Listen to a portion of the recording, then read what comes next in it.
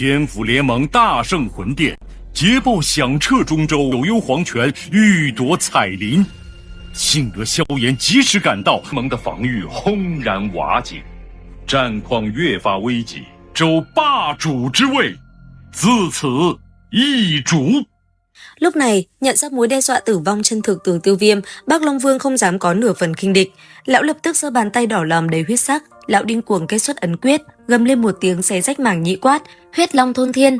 Theo tiếng quát của Bắc Long Vương, huyết trận khổng lồ nghìn trượng xung quanh đột ngột sôi trào dữ dội, vô số luồng huyết khí tà ác, oán độc điên cuồng hội tụ về phía đỉnh đầu quái vật, trong chớp mắt đã ngưng tụ thành một con cự long khổng lồ, thân hình dữ tợn bạo ngược bao phủ cả tòa long đảo, phát ra những tiếng giống rền rĩ đầy sát ý. Bên dưới, từng tiếng nổ trầm đục vang lên, không ít tộc nhân bạo liệt thành huyết vụ, hóa thành chất dinh dưỡng cuồn cuộn bay về phía con cự long trên bầu trời. Chứng kiến con huyết long khổng lồ giống giận trên thiên không, Bắc Long Vương hoàn toàn rơi vào trạng thái điên cuồng quát: Hóa Long Ma trận chính là pháp thuật chí cao của cổ long nhất tộc ta, đám phế vật các ngươi lại đòi hủy diệt sao? Nằm mơ. Nói rồi, gã liếc nhìn Tiêu Viêm, sau đó thân hình hóa thành một đạo huyết quang tà dị, chủ động xông thẳng vào trong cái miệng rộng của con rồng. Ngay khi Bắc Long Vương dung hợp làm một với huyết long, thân thể nó lập tức bộc phát ra huyết quang chói lòa, chấn động vạn dặm. Từng chiếc vảy rồng sáng bóng, lay động sinh động như một sinh vật sống thực sự. Đôi mắt khổng lồ đầy hung bạo của huyết long ngắp chặt vào Tiêu Viêm, há mồm phun ra một luồng huyết quang dài hơn ngàn trượng, nồng nặc mùi tanh tưởi, tựa như một con cự long điên dại muốn cắn nuốt vạn vật. Nhìn thấy luồng huyết mang hủy diệt bắn ra, đám người Tử Nghiên thất thanh kinh hô. Uy áp từ đòn đánh này mạnh đến mức đủ để khiến một cường giả ngũ tinh đấu thánh phải trọng thương tại chỗ. Xong xuôi, hắn quát lớn nói: Tiêu Viêm, người đã muốn chết thì bổn vương sẽ ra tay tọa nguyện cho ngươi. Giọng nói đắc ý, cuồng vọng của Bắc Long Vương vang vọng khắp không gian. Đối mặt với thế công ngập trời ấy, Tiêu Viêm chậm rãi mở mắt. Đồng tử đen nhánh của hắn giờ đây đã biến thành ngọc lưu ly trong suốt, sâu thẳm bên trong hiện lên hai đóa hỏa liên tinh xảo đang xoay tròn đầy huyền ảo. Hắn nhìn xuống đôi bàn tay óng ánh rực rỡ của mình, trong lòng tràn ngập sự hưng phấn. Giờ phút này, hắn chính là Tịnh Liên yêu hỏa, đây là cảnh giới tối cao của việc dung hợp hoàn mỹ với dị hỏa, điều mà khắp cả đấu khí đại lục chỉ có một mình hắn làm được. Tiêu Viêm thở ra một luồng hơi nóng rực, làm vặn vẹo không khí. Hắn nhìn luồng huyết quang đang lao tới gần, khóe miệng khẽ cong lên thành một nụ cười lạnh. Hắn không hề bày ra bất kỳ tư thế phòng thủ nào, đôi cánh lửa sau lưng khẽ rung lên một cái. Trong ánh mắt kinh hãi của vạn người, Tiêu Viêm hóa thành một ngôi sao chổi rực lửa, oanh liệt lao thẳng vào luồng huyết quang kia. Bùm một tiếng, một cảnh tượng khó tin hiện ra trước mắt mọi người. Luồng huyết quang kinh khủng có thể đả thương ngũ tinh đấu thánh kia, khi tiếp xúc với thân ảnh lưu ly của Tiêu Viêm, liền giống như tuyết mỏng gặp phải dung nham, nhanh chóng mờ nhạt rồi bốc hơi một cách quỷ dị. Ngôi sao chổi Tiêu Viêm lao đi đến đâu, huyết quang tan rã đến đó, dễ dàng như bẻ gãy cành củi khô, trực tiếp xuyên thủng đòn dốc toàn lực của Bắc Long Vương trong tích tắc. Huyết quang nghìn trượng bị đốt thành hư vô hoàn toàn. Nhìn thấy thân ảnh bừng cháy của Tiêu Viêm vận dụng nguyên tốc độ phóng đại trong tầm mắt, Bắc Long Vương gầm lên một cách liều mạng, gầm lên quát: Bổn vương vĩnh viễn bất bại. Gã biết rõ đây là trận chiến một mất một còn, nếu thua sẽ vĩnh viễn không thể trở mình. Thân thể huyết long khổng lồ đột ngột bộc phát ra ánh sáng đỏ thẫm chói mắt, toàn bộ năng lượng kinh hoàng của đại trận nhanh chóng rút cạn và hội tụ lại trong miệng rồng, cuối cùng ngưng tụ thành một quả huyết châu lớn chừng nửa trượng. Bên trong này lưu chuyển huyết quang đặc quánh, tản ra huyết sắc tanh hôi nồng nặc và tà ác tột cùng. Khi quả huyết châu được bắn thẳng về phía Tiêu Viêm, con huyết long khổng lồ cũng lập tức héo rút rồi tan rã hoàn toàn, bởi lẽ toàn bộ năng lượng và tinh hoa của nó đều đã bị hút cạn vào đòn đánh cuối cùng này. Long Hồn Châu, tên súc sinh này, ngay cả tàn hồn của các tộc nhân mà hắn cũng không buông tha. Bên ngoài đại trận, mắt của các vị trưởng lão cổ long tộc đỏ ngầu vì phẫn nộ. Bắc Long Vương không chỉ luyện hóa huyết nhục mà đến cả linh hồn của con cháu đồng tộc cũng bị gã ép buộc hiến tế để làm vũ khí. Thân thể nhỏ nhắn của Tử Nghiên run rẩy kịch liệt, sát ý trong mắt nàng đã đậm đặc đến mức hóa thành thực chất. Bắc Long Vương hoàn toàn phớt lờ sự tức giận của mọi người. 6 con mắt đỏ ngầu của gã điên cuồng nhìn chằm chằm vào viên huyết châu đang lao sát tới Tiêu Viêm, khuôn mặt hiện lên nụ cười tàn nhẫn quát: Tiêu Viêm, bỏ mạng cho bổn vương. Dứt lời, huyết châu mang theo tiếng gào thét xé rách hư không, oanh liệt nện thẳng vào người Tiêu Viêm dưới hàng vạn cặp mắt đang nín thở dõi theo. Trong tích tắc va chạm ấy, trái tim của tất cả mọi người như ngừng đập, không một ai có thể ngăn trở bước tiến của bổn vương. 6 con mắt đỏ ngầu của Bắc Long Vương nhìn chừng chừng vào cuồng sáng chói mắt nơi trung tâm vụ nổ, lão ngửa ba khuôn mặt lên trời cười cuồng vọng, thanh âm man dợ vang khắp chiến trường. Thế nhưng, tiếng cười điên dại ấy chưa kịp dứt dày đã đột ngột nghẹn lại, giống như bị một bàn tay vô hình bóp chặt lấy yết hầu. Dưới ánh mắt kinh hãi lẫn sững sờ đến độ không thể tin nổi của Bắc Long Vương, Tiêu Viêm vẫn đứng sừng sững trên hư không, thần sắc bình tĩnh đến kỳ lạ. Từng cơn sóng lửa màu phấn hồng đậm đặc như thực chất liên miên bất tuyệt khuếch tán ra từ lòng bàn tay hắn. Ở ngay vị trí trung tâm của cơn lốc hỏa diễm ấy chính là viên Long Hồn Châu khủng khiếp đang điên cuồng giãy giụa. Thế nhưng, thứ huyết tinh chi khí tà ác và mùi máu tanh hôi nồng nặc ẩn chứa bên trong một khi chạm phải Tịnh Liên yêu hỏa liền bị tịnh hóa một cách triệt để, nhanh chóng mòn dần đi. Nhìn viên huyết châu ẩn chứa năng lượng bạo ngược của cả vạn tộc nhân đang chậm rãi xoay tròn trong lòng bàn tay Tiêu Viêm, không những không nổ tung mà còn bị ăn mòn gọt giũa, Bác Long Vương tức thời gào lên đầy hoảng loạn nói: làm sao có thể, đây rốt cuộc là loại dị hỏa quái quỷ gì? Đáp lại, Tiêu Viêm khẽ cười nhếch miệng đáp: Tịnh Liên yêu hỏa, tịnh hóa vạn vật, cho dù là linh hồn hay oán niệm đều có thể tịnh hóa. Dứt lời, bàn tay rực lửa phấn hồng của Tiêu Viêm chậm rãi giơ lên. Sau đó, một ngọn lửa khổng lồ ầm ầm tuôn ra như núi lửa phun trào, quấn chặt lấy viên châu rồi điên cuồng tịnh hóa toàn bộ tạp chất huyết khí dơ bẩn bên trong. Thấy thế, Bác Long Vương sợ hãi nói: Tịnh Liên yêu hỏa, tên tiểu tử thối này làm sao có thể hàng phục được Tịnh Liên yêu hỏa chứ? Nói rồi, con ngươi của Bác Long Vương đột nhiên co rụt lại bằng hạt đậu. Còn Tiêu Viêm, hắn chẳng thèm đoái hoài tới sự kinh hãi của đối phương. Ngọn lửa trong tay bốc lên hừng hực, khi hắn chậm rãi phẩy tay một cái, bóng người nhỏ nhắn của Tiểu Y liền hiện ra trong một quang cầu màu hồng phấn, nâng niu viên huyết châu trong tay. Lúc này, mớ huyết khí tà độc địa đã bị Tiêu Viêm tịnh hóa sạch sẽ, chỉ còn lại năng lượng thuần túy cùng vô số linh hồn dao động. Hắn có thể cảm nhận được sâu sắc nỗi oán hận, lẫn uất ức của những tàn hồn cổ long tộc nhân bị Bác Long Vương tàn sát.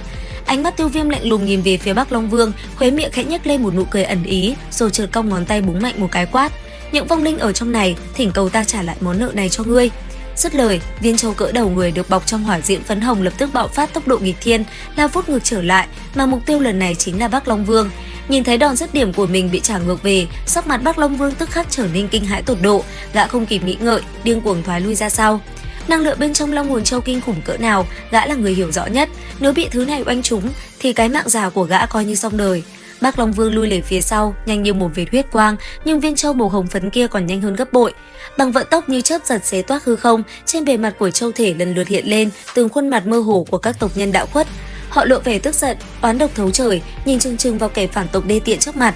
Tia sáng chợt lóe, viên châu đã đuổi sát sạt sau lưng Bác Long Vương, sau đó đột ngột co rút, rồi nổ tung thành một cuồng sáng hủy thiên diệt địa ngay trước mắt bao người.